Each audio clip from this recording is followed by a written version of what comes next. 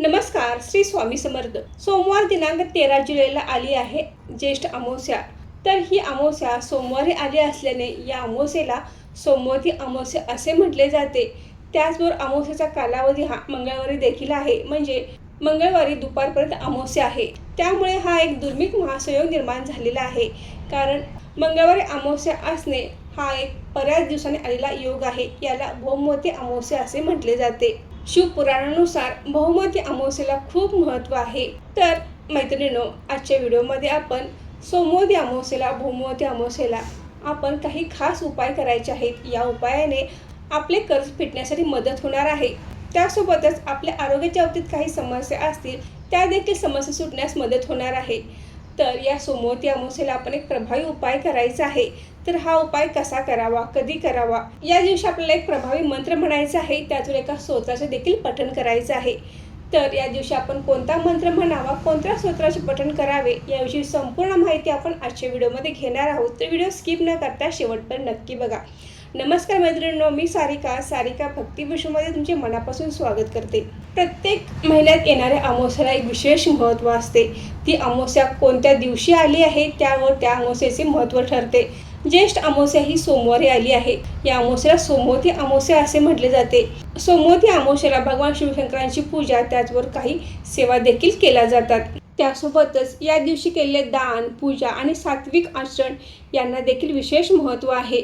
तर अमावस्ये दिवशी काही महत्त्वाच्या गोष्टी आपण करणे आवश्यक आहे. तर या दिवशी आपले घर स्वच्छ करायचं आहे. घरातील सर्व धूळ, जाळी, जळमाटे काढायचे आहेत. त्याचबरोबर आपल्या घरातील पडदे, बेडशीट सर्व स्वच्छ धुवायचे आहेत. आपण आपल्या घरातली देवपूजा करायची आहे. सोमवारी सायंकाळी 6:50 सोमवती अमावस्या लागणार आहे. म्हणजे ही अमावस्या सोमवारी देखील आहे आणि मंगळवारी सूर्याने बघितली आहे, त्यामुळे ही अमावस्या मंगळवारी देखील आहे. तर सोमवती अमावस्या दिवशी आणि भौमवती अमावस्या दिवशी आपल्याला काही उपाय करायचा आहे. हा उपाय आपण मंदिरात जाऊन करायचा आहे. तर आपल्या आसपास असलेल्या महादेवाच्या मंदिरात जाऊन हा उपाय करायचा आहे. जाताना आपल्याला 1 तांब्या पाणी, कच्चे दूध, बेलपत्र, पांढरी फुले आणि नैवेद्यासाठी साखर, त्यासोबतच आपण एक तुपाचा दिवा सुद्धा घेऊन जायचा आहे.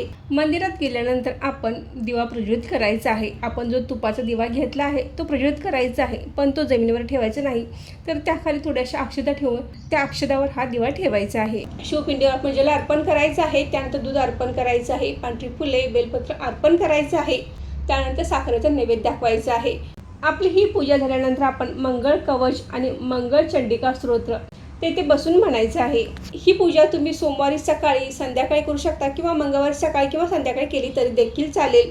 अतिशय प्रभावी सेवा आहे. आपल्याला एखादे कर्ज असेल, कर्ज फिटत नसेल तर हा उपाय आपण आवर्जून करायचा आहे. आरोग्याच्या बाबतीत काही समस्या असतील त्यासाठी सुद्धा हा उपाय खूप महत्त्वाचा आहे. सोमवती अमावस्या दिवशी एक महत्त्वाचा मंत्र पठण करायचा आहे. हा मंत्र आपल्याला सर्वांना माहीतच आहे. ओम नमः शिवाय, ओम नमः शिवाय हा मंत्र आवर्जून प्रत्येकाने कमीत कमी 108 वेळा जरूर जपावा. स्त्री पुरुष दोघांनीही या मंत्राचे सोमवती अमावस्या दिवशी आणि दुसऱ्या दिवशी म्हणजे भौमवती अमावस्या दिवशी, दोन्ही दिवशीही आपण या मंत्राचे पठण करायचं आहे. किंवा तुम्ही फक्त ओमचा जरी जप केला तरी देखील चालेल. आवर्जून आपण 108 वेळा ओमचा जप देखील करू शकता. आता बऱ्याच जणांना मंदिरात जाणे शक्य होत नाही, तर त्यांनी घरात देखील आपल्या देवघरात असलेल्या महादेवाच्या पिंडीवर, शिवपिंडीवर आपण ही सेवा करू शकतो. पाण्याने आणि दुधाने अभिषेक करायचा आहे. बेलपत्र, पांढरी फुले अर्पण करायची आहेत. त्याचबरोबर आपण साखरेचा नैवेद्य दाखवून मंगळ कवच आणि मंगळ चंडिका स्तोत्राचे पठण करायचं आहे. ही सेवा केली म्हणजे आपले लगेच कर्ज फिटणार असे नाही, तर आपले कर्म देखील चांगले असले पाहिजे. कर्मासोबतच आपण कष्ट देखील करणे आवश्यक आहे, तरच आपले कर्ज फिटणार आहे.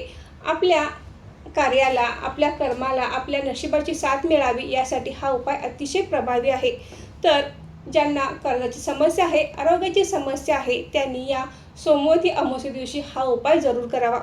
त्याचबरोबर काही गोष्टी आपण या दिवशी टाळायच्या आहेत. तर आपण परान्न टाळायचं आहे. दुसऱ्याने काही खायला दिले तर अमावस्या दिवशी आपण दुसऱ्याचे अन्न अजिबात खाऊ नये.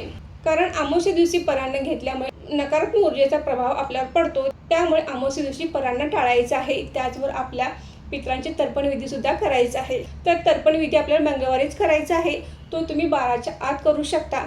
तर्पणविधीचा साधा सोपा उपाय म्हणजे आपण दुपारी 12च्या आत कावळ्यांना एक घास खाऊ घालायचा आहे. यामध्ये तुम्ही दही भाताचा नैवेद्य आपल्या घराच्या बाहेर गॅलरीमध्ये किंवा अंगणात ठेवू शकता किंवा आपल्या छतावर आपण हा नैवेद्य ठेवू शकता. आपल्या पितरांसाठी हा नैवेद्य आपण ठेवायचा आहे. त्याचबरोबर पितृस्तुती स्तोत्र देखील तुम्ही म्हणू शकता. ओम पितृदेवताभ्यो नमः या मंत्राचा देखील आपण सोमवती अमावस्येला आवर्जून जप करायचा आहे. तर मैत्रिणींनो, कर्जमुक्तीसाठी आणि आरोग्यासाठी हा उपाय सोमवती अमावस्येला नक्की करा. तुम्ही सोमवारी करू शकता किंवा मंगळवारी केला तरी देखील चालेल. तर आजचा व्हिडिओ इथेच थांबवते. आजची माहिती कशी वाटली हे कमेंट करून नक्की सांगा. व्हिडिओ आवडल्यास व्हिडिओ लाईक करा, शेअर करा आणि सारिका भक्ती विश्व या यूट्यूब चॅनलला सबस्क्राईब करा. धन्यवाद.